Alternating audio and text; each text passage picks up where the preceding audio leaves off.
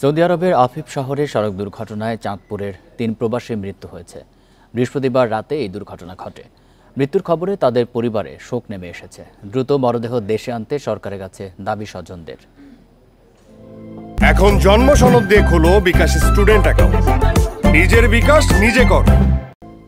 চাঁদপুরের ৩ রেমিটেন্স যোদ্ধা ফরিদগঞ্জের পশ্চিম ২০ কাটাখালী গ্রামের সবুজ হোসেন, হাইমচরের কমলাপুর গ্রামের রিফাত ও দক্ষিণ আলগি গ্রামের সাব্বির বৃহস্পতিবার সৌদি আরবে কর্মস্থল থেকে মাইক্রোবাসে বাসায় ফিরছিলেন।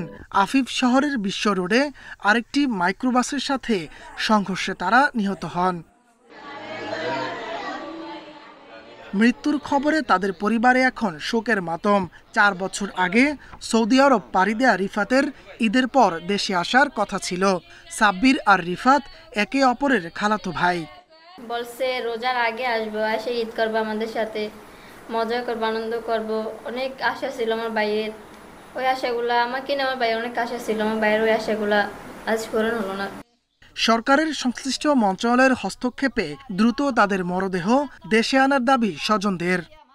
আমার ছেলেরে আমার কাছে একটু ফিরত, আমি আর কিছু চাই না। সরকারের কাছে আমার আকুল আবেদন, আমার ছেলেরে আমার বুকে একটু আইনা দিতে। আমি একটু সামু, আমার ছেলেরে আমি একটু ফাড়িয়ে মারি দিব।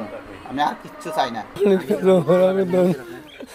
আমার সন্তানরা আমার বুকে একটু ফিরত দেয়, এই আমার আকুল আবেদন, আর কিছু চাই না আমি।